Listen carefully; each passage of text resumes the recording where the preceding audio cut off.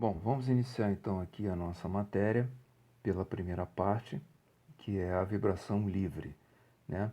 E a gente viu na primeira aula, né, na contextualização da disciplina, que o conteúdo é dividido em duas partes: a vibração livre, quando o sistema não é dotado de carregamento externo, e a vibração forçada, quando existe um carregamento externo sobre ele.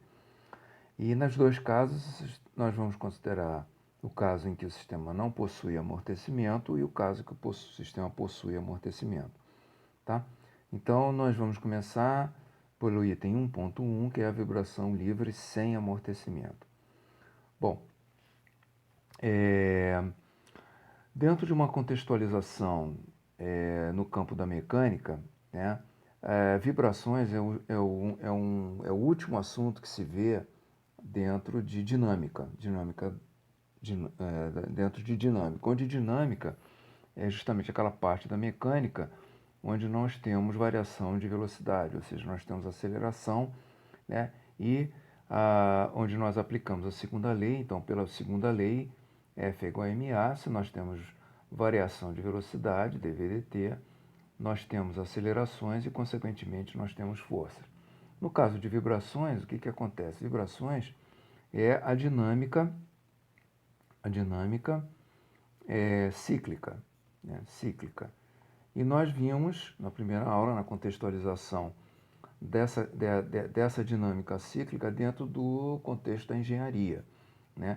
E nós vimos que a dinâmica cíclica ela é uma realidade, né, em praticamente quase todas as situações da engenharia mecânica, né, onde os fenômenos são dinâmicos, né, fenômenos dinâmicos, onde existem variações de velocidade no tempo, e nós vimos que isso implica na fadiga do material, né? E a fadiga do material significa a redução drástica, né? Redução drástica, né?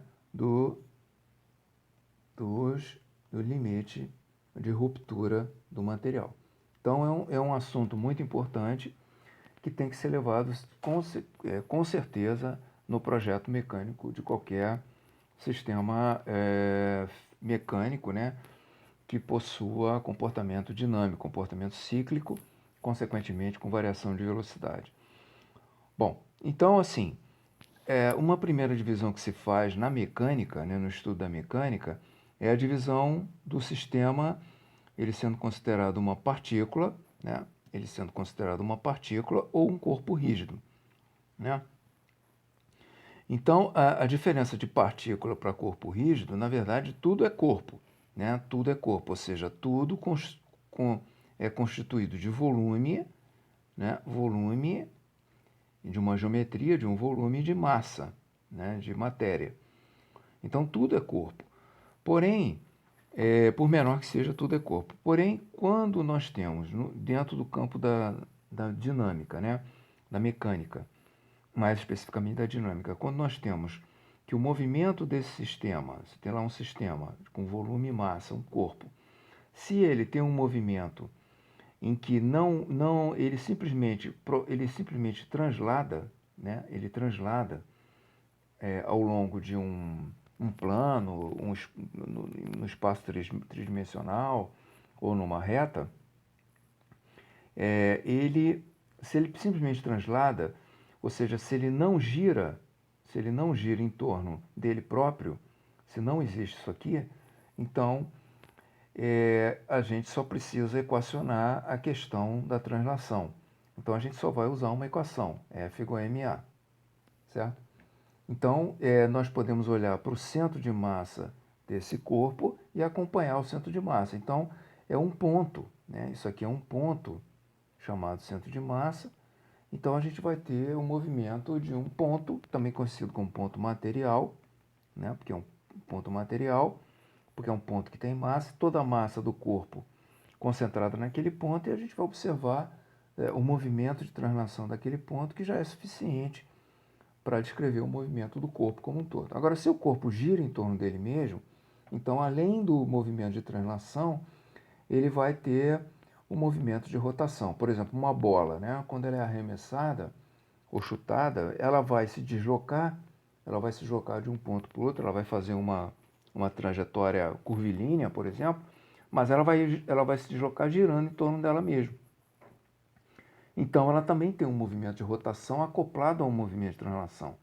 Então, além da equacionamento da translação, a gente tem que equacionar a rotação. Aí a gente vai usar a equação de movimento, a segunda lei, né, para a rotação, que ao invés de envolver aceleração linear, vai envolver aceleração angular, representada pela letra alfa. Ao invés de envolver forças, vai oferecer momentos, né, que é a força gerando rotação. E ao invés de envolver massa, vai envolver a propriedade de inércia do corpo relacionada à rotação, que é o momento de inércia. Tá? Então a gente vai ter uma segunda equação que vai descrever o movimento de rotação. Bem, então a gente faz o nosso estudo aqui pensando primeiramente na vibração de partícula, que é aquela situação que a gente pode reduzir o corpo a uma partícula, a um ponto, e o movimento, a vibração de corpo rígido, em que a gente tem rotação, então a gente não pode fazer essa redução. E nesses dois casos, a gente pode usar a abordagem clássica, que é usando a segunda lei, né?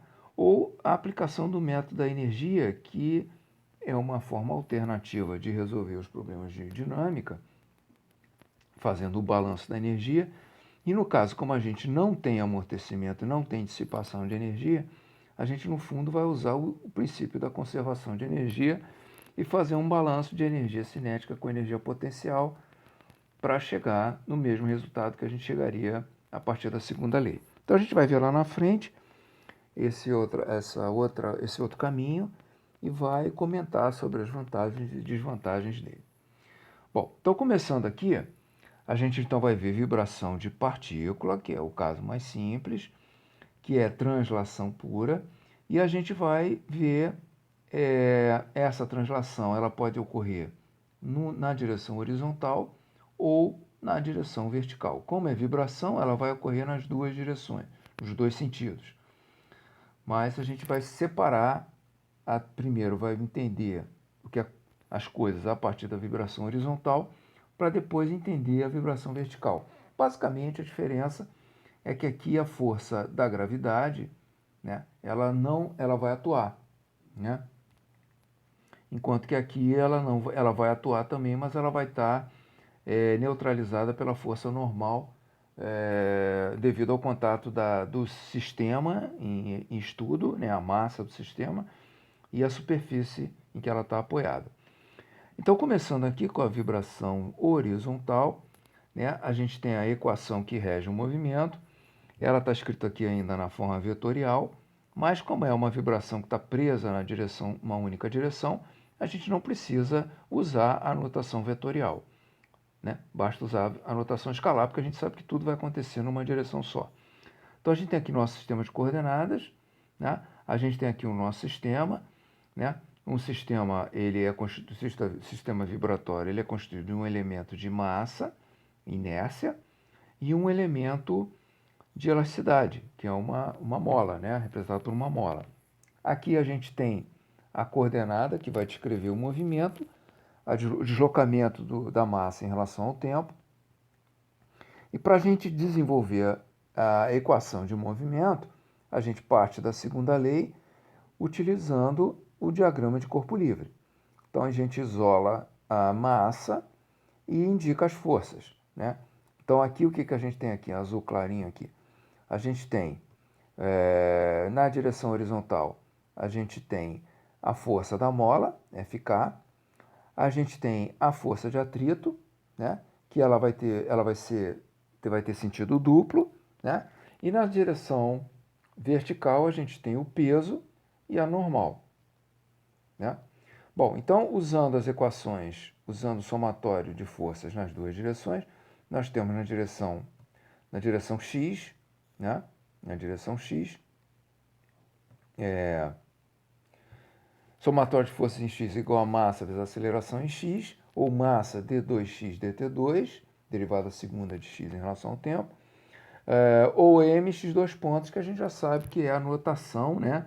X dois pontos ou x pontos, a ponto significa derivada, né, de x em relação ao tempo. Então, a notação com ponto, ela indica derivada temporal, certo? Então, é dx dt ou d2x dt2. No caso aqui é a velocidade e aqui a aceleração, né, que é o dv/dt. E na direção y, o somatório de força igual a y é zero, a gente não tem movimento em y, logo o peso é igual a normal. Então, enquanto aqui a gente tem uma equação de movimento, porque a gente tem movimento, aqui a gente tem uma equação de equilíbrio, porque a gente não tem movimento. A gente tem o equilíbrio de forças. Bom, então, vibração horizontal significa o seguinte, né? Somatório de forças x igual a mx dois pontos, massa da aceleração, não tem amortecimento, a força de atrito é igual a zero, porque não tem amortecimento, ou na verdade, é desprezada. Então, substituindo as forças, a gente não tem a força de atrito, né, como a gente viu lá no diagrama de corpo livre, ou seja, a gente tem a força da mola, que eu vou chamar de Fk, e a gente teria a força de atrito, certo? Mas essa força de atrito, ela é desprezada, então a gente só tem a força da mola. Força da mola, a gente sabe que é igual ao K da mola vezes a deformação da mola, o ΔX. Tá? E essa força é uma força que se opõe ao movimento. Então, ela nessa equação, ela tem que entrar com sinal negativo, né? Que é uma força de oposição ao movimento. Então, entra com sinal negativo. Então, E menos Fk, né? Aqui é a única força, né? É igual a mx dois pontos. O que é o Fk? O Fk é o K ΔX de T. E o que é o ΔX? O ΔX é a distensão da mola, é a diferença de duas posições da massa, né? Considerando que esse primeiro ponto é o ponto zero, ou seja, só considerando uma referência, esse ΔX vai ser igual a x2 menos zero, que vai ser o x2, né? Então, a gente pode generalizar e dizer que esse ΔX é qualquer posição x da massa da massa quando há um movimento. Então, isso significa que é a própria distensão da mola, né? Então, se a massa começa na posição de equilíbrio zero e chega na posição 3 centímetros, então o delta o delta da massa foi 3 e a mola teve que distender de 3. Então, esse foi o x da mola. Logo, a força da mola é K vezes esse x. E essa força, ela varia no tempo, porque o x varia no tempo. Então, eu vou substituir na equação, né, aqui nessa equação, vai ficar menos kx de t é igual a mx dois pontos de t. Colocando tudo que diz respeito a x para um lado, eu tenho a derivada segunda e tenho a função x igual a zero. Ou seja, isso aqui é uma equação de movimento, né, do ponto de vista físico, né? Mas, do ponto de vista matemático, ela é uma equação diferencial ordinária. Por quê? Porque ela envolve uma derivada aqui e a função. Ela envolve a segunda derivada e a função. Só que ela é ordinária por quê? Porque é uma função de uma variável, x de t.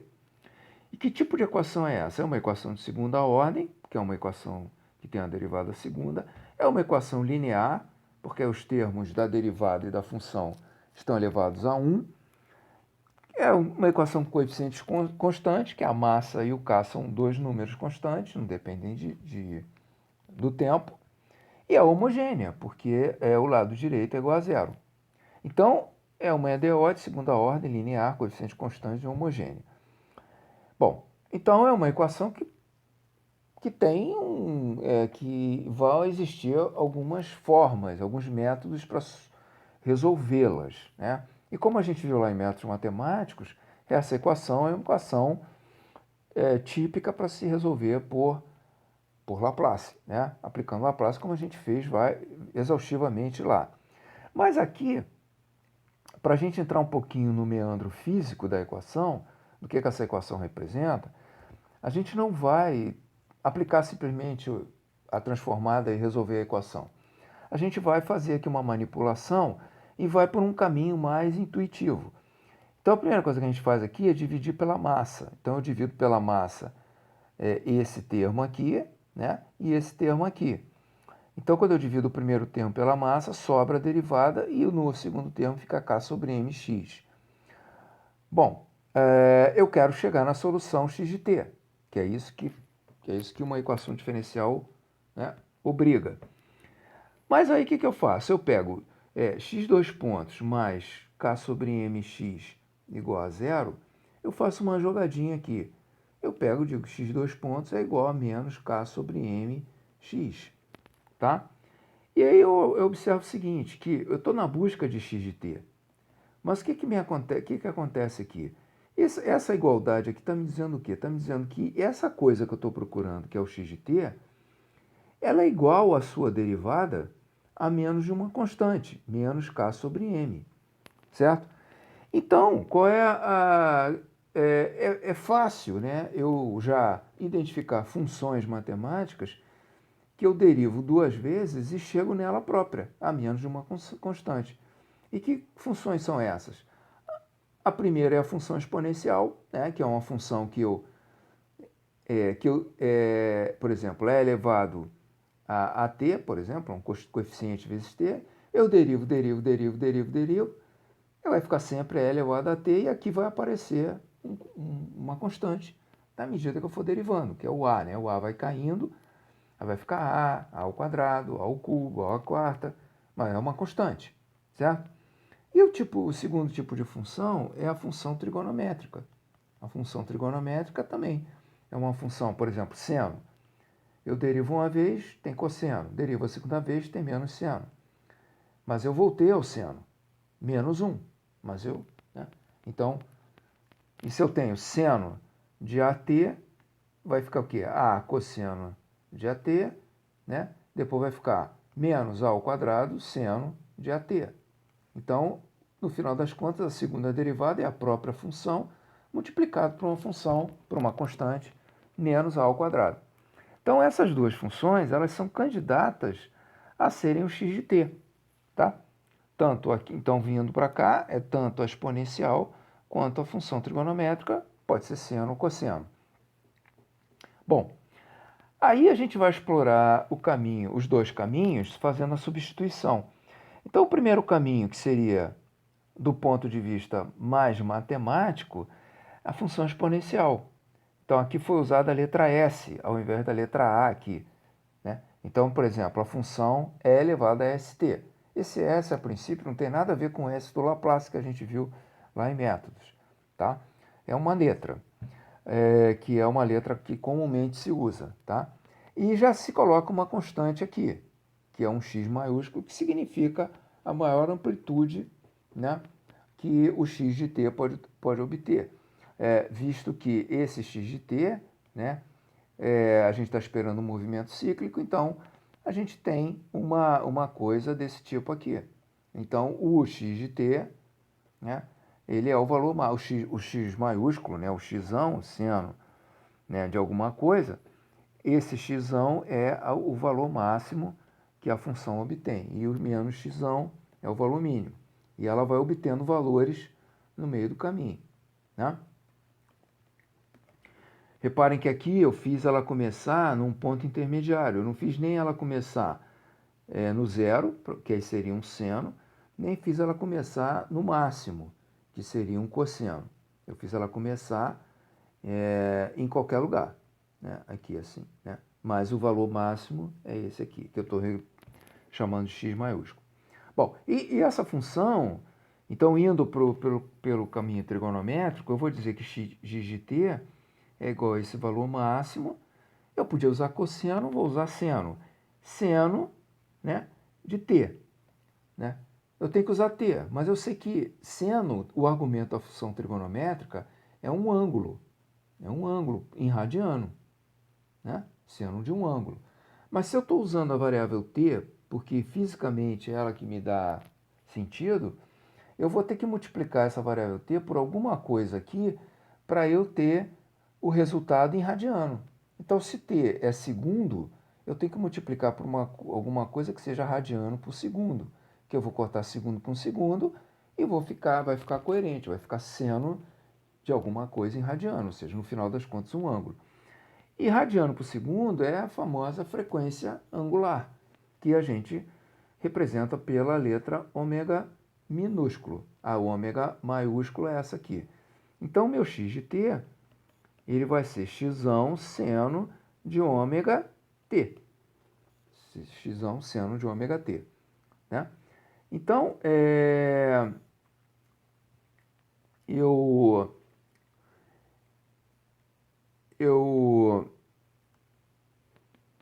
tenho então que meu x de t ele pode ser x é elevado a st, ou x de t é igual a x, valor máximo de x, vezes seno de ômega t, tá? Onde ômega é uma frequência angular em radiano por segundo, tá?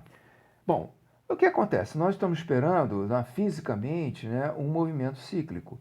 Então, é claro que a função seno, ela nos dá uma intuição física muito maior do que a função exponencial. Até porque função exponencial, o que a gente espera de uma função exponencial? Um comportamento assim. Então, cadê a ciclagem dessa função aqui? Não existe, né? A princípio. Só em uma condição que a gente vai descobrir. Mas a função seno, sim, a função seno a gente sabe que ela é cíclica. Então, para ela representar um fenômeno físico cíclico, ela é perfeita. Tá? Então, a gente vai começar olhando a solução do ponto de vista físico, ou seja, aplicando a função seno. Então, eu vou fazer o quê? Eu vou substituir na equação de movimento o seno, né? E a equação de movimento é essa daqui, tem o x aqui, tem o x dois pontos aqui. Então, se eu estou assumindo que x é x seno ômega t, x ponto é ômega x, né? Ômega x cosseno ômega t, e x dois pontos, a segunda derivada, é a derivada do cosseno, que é menos seno. O ômega vem para cá de novo, né? Aqui ele vem uma vez, aqui ele vem duas vezes, porque ele está aqui. Então, ele vai ficar ômega ao quadrado menos ômega ao quadrado x seno ômega t. Tá? Aí, então, eu vou ter que substituir quem? O x dois pontos e o x aqui e aqui. Aí eu vou ficar com o quê? Bom, x dois pontos é ômega ao quadrado x seno ômega t, vezes, a vezes nada, né? Porque ele está sozinho aqui, a massa está aqui. E k sobre m vezes x de t, que é x seno ômega t. X seno ômega t. Igual a zero. Né?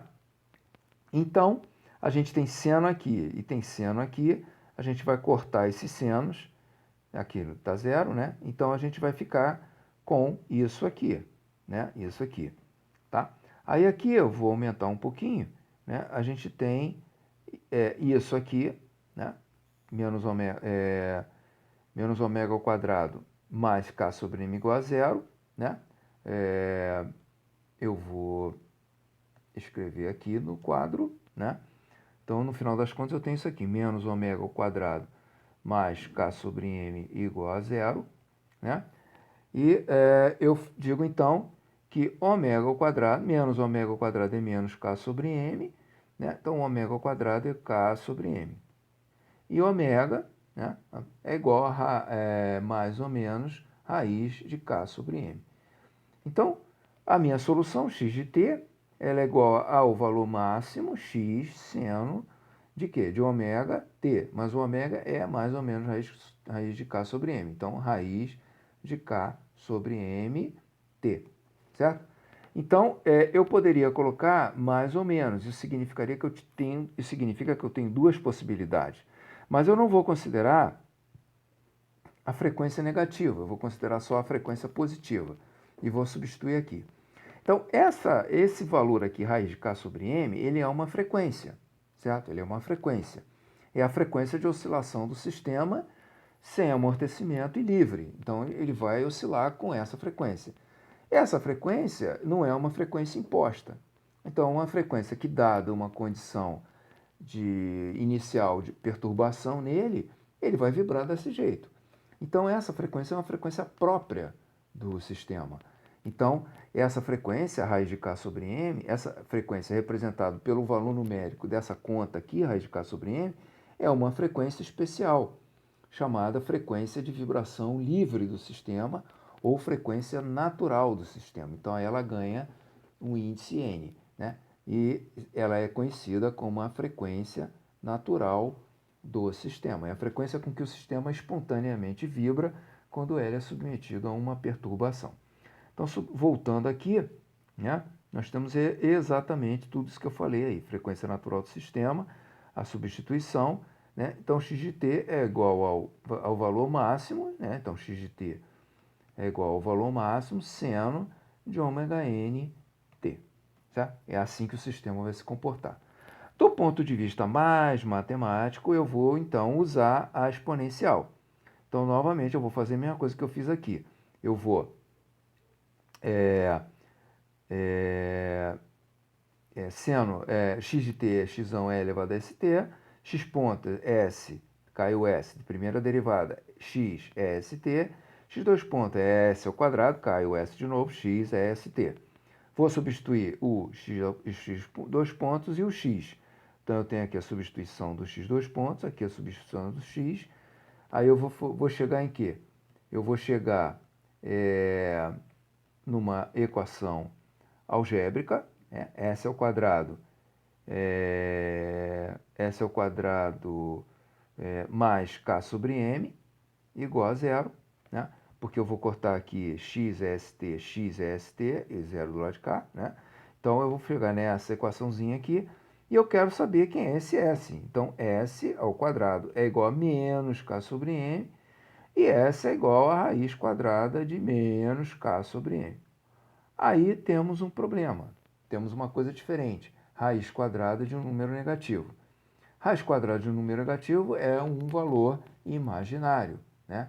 Então, eu tenho que usar, né, a unidade imaginária i, que é igual a raiz de menos 1, certo? Então, S pode ser dito como sendo, aqui na verdade é mais ou menos, né? É mais ou menos i, aí eu botando i, eu posso então tirar o sinal de menos aí de dentro, ficar raiz de K sobre M, né? Ou seja, mas o que é raiz de K sobre M? É a ômega n, que a gente acabou de ver antes. Então, S é igual a mais ou menos I ômega n, tá? Portanto, né, a nossa equação, né, ela vai ficar com duas soluções. Ela vai ficar com duas soluções, não.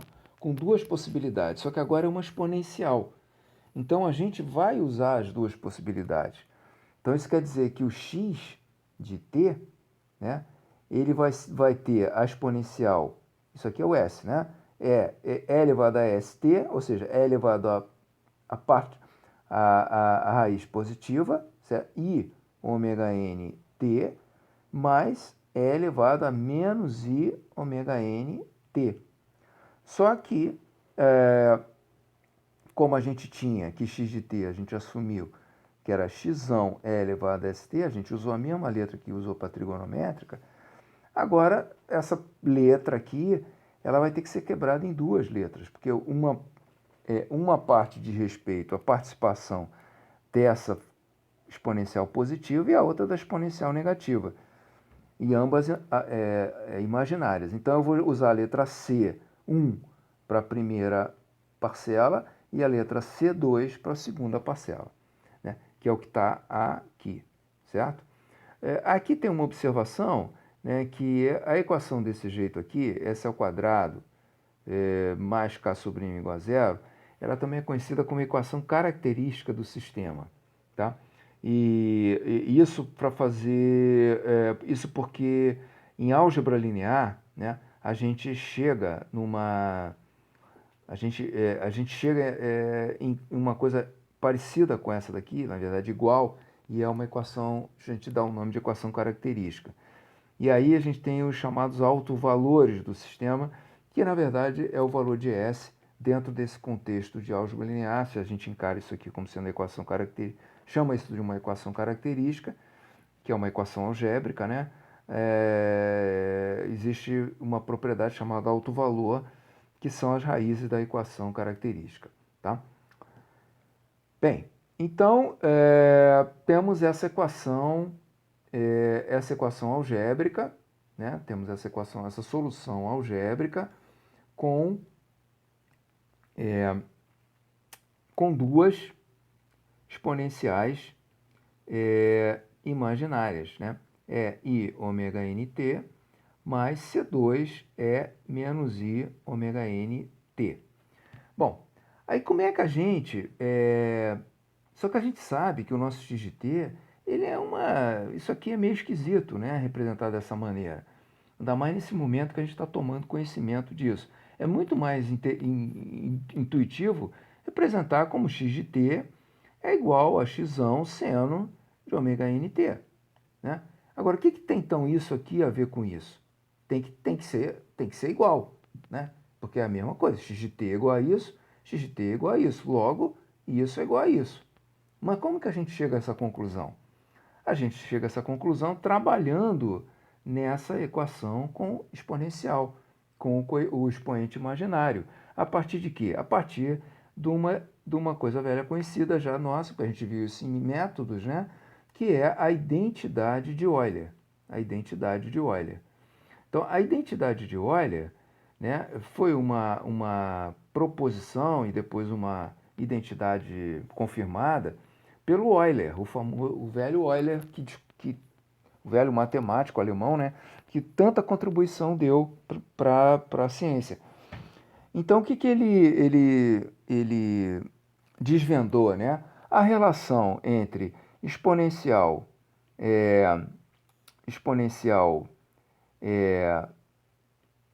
imaginária com as funções trigonométricas, né? Então tem que E elevado a I ômega nt é igual a cosseno de ômega nt mais I seno de ômega nt. Isso a gente viu e o negativo, né? A gente coloca o negativo aqui. Então a gente viu isso aqui lá em métodos, a comprovação disso lá em métodos a partir do momento que a gente tomou conhecimento da série de Taylor. Então a série de Taylor, a partir da série de Taylor, a gente viu que a série de Taylor dessa função é igual à série de Taylor dessa soma de funções. Logo, essas funções são iguais. E a gente viu lá sobre série de Taylor para poder entrar na série de Fourier, que era o assunto principal da matéria. Bom, então, se a gente tem uma expressão para E elevado a I ômega nt, função de cosseno e seno, e também outra para uma equivalente, né? Para E elevado a menos I ômega nt, cosseno e seno, a gente vai substituir aqui. Né? A gente vai substituir aqui essas expressões e vai, né? Substituir aqui e vai desenvolver. Então a gente desenvolve, aí tem o primeiro passo do desenvolvimento, né? Aqui. Depois tem o segundo passo de desenvolvimento, que é onde a gente agrupa cosseno com cosseno, seno com seno, coloca as coisas em evidência, C1 e C2, C1 mais C2, C1 menos C2, o I, né? Só que o que acontece? A gente tem o I aqui. Ou seja, agora a gente passou a ter um número complexo, né? Porque a gente tem a parte real aqui toda e a parte imaginária, multiplicada pelo I. Só que o x de t ele é uma grandeza física, é o deslocamento do sistema. E se ela é uma grandeza física, ela pertence aos reais. Eu não posso, eu não posso declarar no domínio, no conjunto dos complexos. Então, como é que eu faço para, a partir de uma representação complexa, forçar com que aquilo se represente uma grandeza física que obrigatoriamente é descrita no conjunto dos reais? Só há uma condição para isso, que C1 e C2 sejam números complexos, ou seja, pertençam ao conjunto dos complexos, e que eles sejam complexos conjugados. Ou seja, C2 é o complexo conjugado de C1. Então, se C1 é um A mais IB, né, já que C1 tem que ser complexo, C2 vai ser A menos IB. Então, se C1 é A mais IB, C2 é A menos IB, quando eu substituo aqui, né, e aqui, o que eu tenho? C1 mais C2 vai ser A mais IB mais A menos IB, vai cortar menos IB com mais IB, vai ficar 2A. E C1 menos C2 vai ficar A mais IB menos A mais IB. Então, vai ficar menos, menos. Então, vai ficar mais 2IB. Mais 2IB. Logo, a minha resposta é 2A cosseno ômega NT, que é o C1, C1 mais C2, né? Aqui, e mais I, que multiplica C1 menos C2, que é I, que multiplica C1 menos C2, que é I2B, I2B. Aí, o que nós temos? I vezes I é I vezes I, esse I com esse I vezes I é menos 1, então vai aparecer um sinal de menos aqui, 2B, então vou ficar com 2A cosseno ômega NT menos 2B seno ômega NT. Agora, A e B são números reais. Então, 2A e 2B é o dobro desses números, e aqui é o negativo de 2B, mas é um número também. Então, o que acontece? Eu tenho aqui 2A e menos 2B são duas constantes. Então, eu novamente lanço mão de outra letra, agora no caso, eu estou lançando mão da letra A maiúsculo, A1 mais A2, que são... então, no final das contas, eu consegui levar a minha representação C1 é elevado a mais, desculpa, I ômega NT mais C2 é elevado a menos I ômega NT, eu consegui levar isso para x de t igual a uma constante real, aqui C1 e C2 são constantes complexas, A1 seno, cosseno, né, de ômega NT, mais A2 seno de ômega NT. Né? Então, seno e cosseno, porque esse cosseno está aqui e o seno está aqui, que veio lá de cima, né? Veio lá de cima. Então, aparece aqui cosseno e seno. E onde o ômega n a gente já sabe o que é. Então, o que acontece? A nossa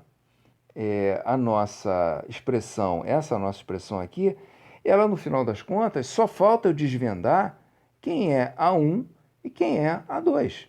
Porque aí eu tenho a solução da equação, né? Lembrando que a minha equação é x dois pontos mais k sobre m x igual a zero, e o que eu estou querendo saber é x de t. Mas eu sei que x de t vai ser uma coisa da forma A1 cosseno ômega nt mais A2 seno de ômega nt, certo? Onde ômega nt é um valor numérico, que é a raiz quadrada da divisão de K sobre M, que são coisas conhecidas do sistema, rigidez e massa. Mas o que eu preciso escrever de fato é A1 e A2. Aí o que acontece? O que é isso aqui?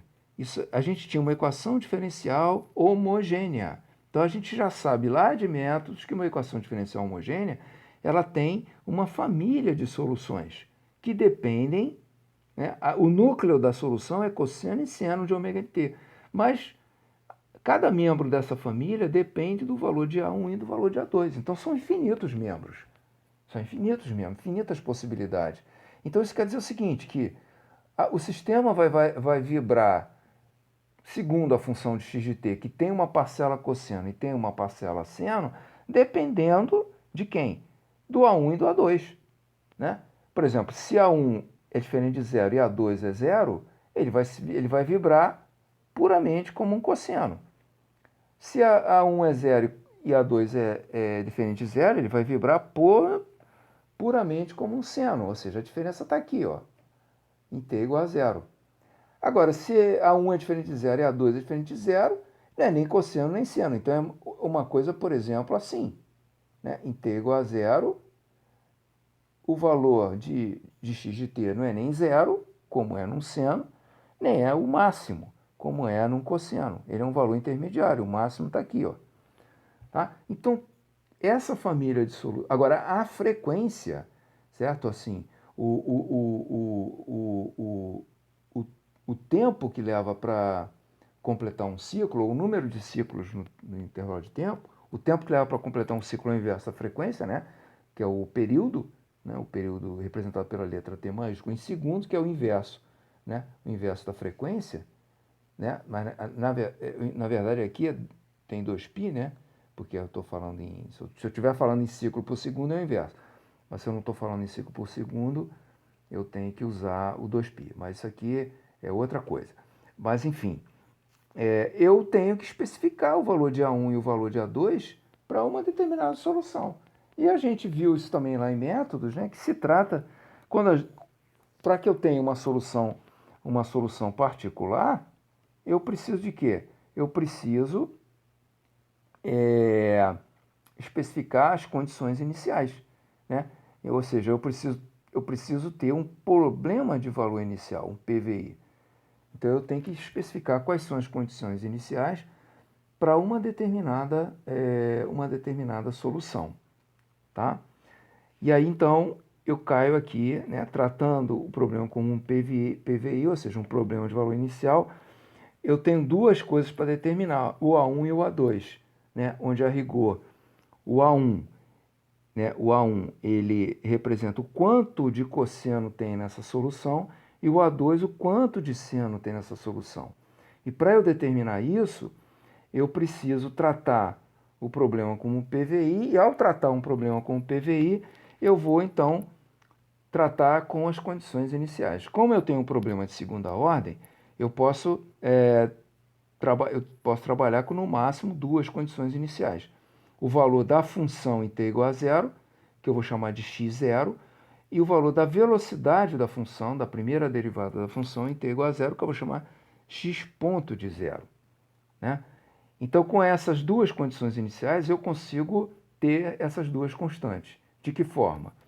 Quando x, usando a primeira condição inicial, a condição inicial de deslocamento, eu vou ter que para t igual a zero, seno de zero é zero, né? Então eu vou matar esse termo aqui. Mas cosseno de zero é 1. Então vai ficar A1 vezes 1. Vai ficar x0 igual a 1. Logo, A1 é igual a x0. Ou seja, a primeira constante, a constante que multiplica o cosseno, ela é igual ao próprio deslocamento inicial, né?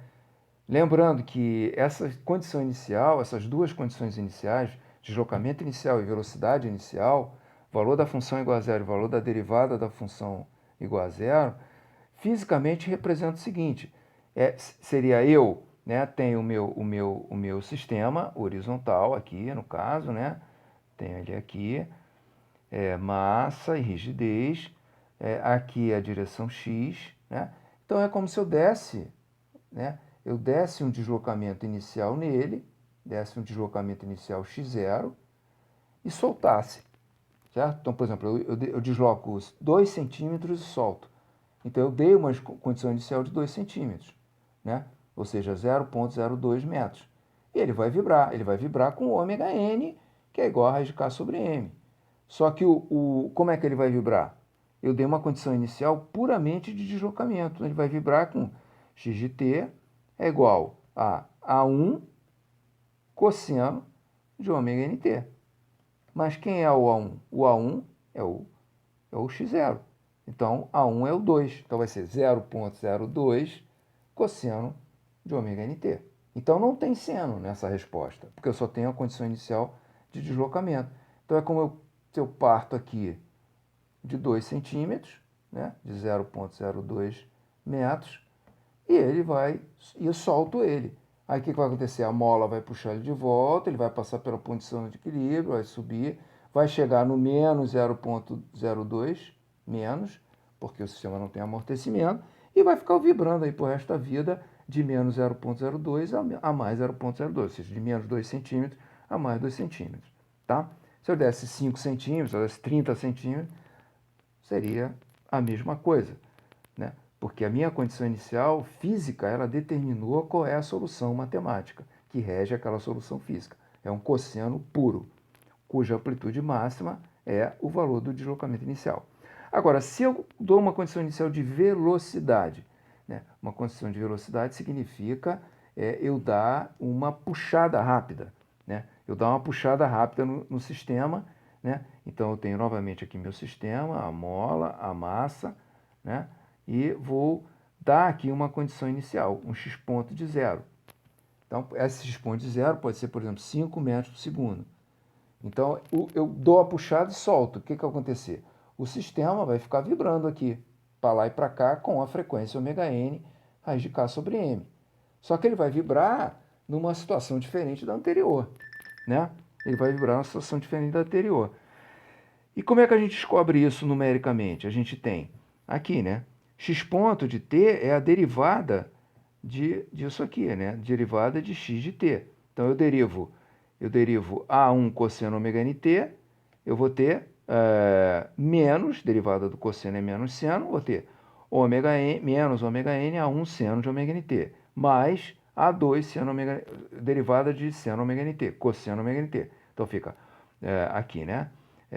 Vai ficar cosseno, aqui a primeira, né? Cosseno ω_nt, derivada do seno, o ω_n vem para cá, o ω_n é 2 cosseno ω_nt. Para t igual a zero, o que vai acontecer? Eu vou substituir zero no seno, substituir zero no cosseno, vou ficar com seno de zero, então esse termo aqui vai embora, eu fico só com esse termo aqui, né? Eu fico só com esse termo aqui. E aí o que vai acontecer? X ponto de zero, né? X ponto de zero vai ser... Só que é cosseno de ω_nt, mas ω_nt aqui, na verdade, teria que estar o zero, né? Então fica 1, né? Então vai ficar x ponto de zero é ω_n A2 vezes 1. Né? Aqui eu deveria ter colocado zero já. Fica ω_n A2, x ponto zero. Então A2 é x ponto zero sobre ω_n. Eu quero saber A2, eu explicito A2. Então o meu x de t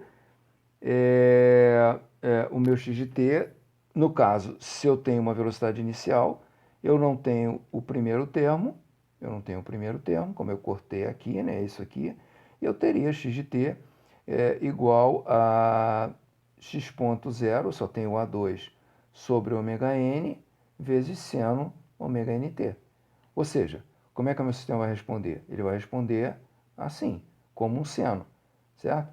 E onde o valor máximo que ele vai atingir é isso aqui. É o valor da velocidade que eu apliquei, em t igual a zero, sobre a frequência natural, mais ou menos, né? E aqui ele parte de quê? De xt igual a zero. Mas reparem que o que eu tenho aqui é uma velocidade inicial. Então, o que acontece com a função seno? Ela em zero, ela já tem uma derivada. Ela tem aqui uma inclinação da reta. Enquanto que o cosseno não, o cosseno parte do máximo, então a derivada do cosseno é zero. Então eu não tenho derivada, ou seja, eu não tenho velocidade. Mas aqui em contrapartida eu tenho velocidade, mas não tenho deslocamento.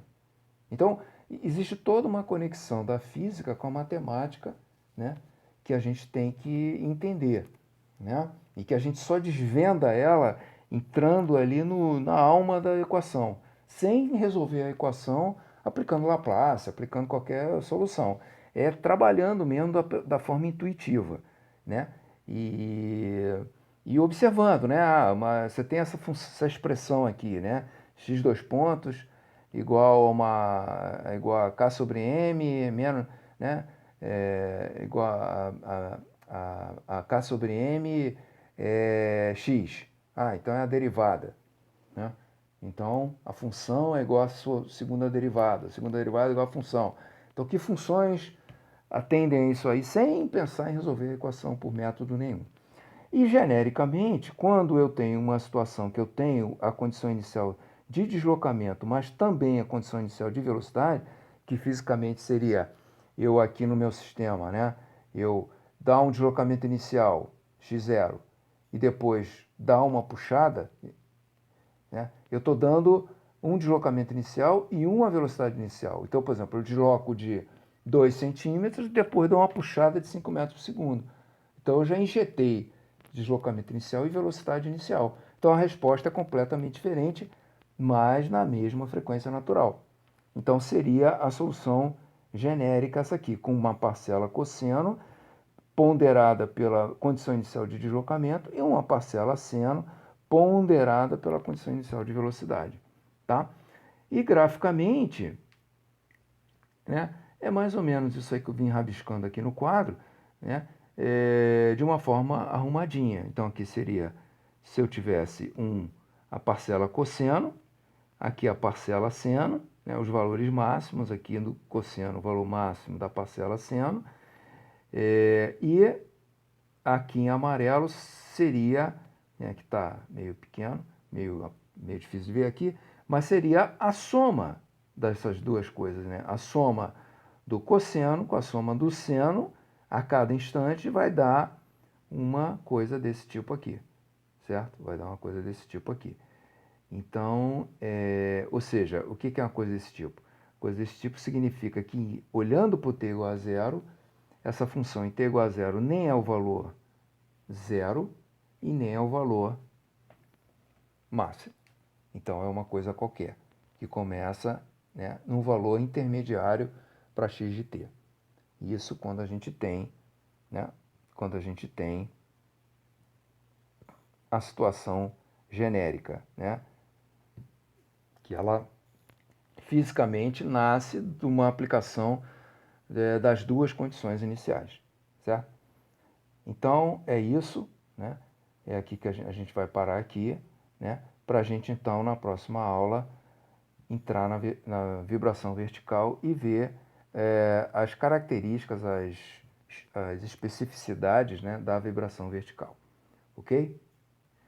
Então é isso aí. Até a próxima aula.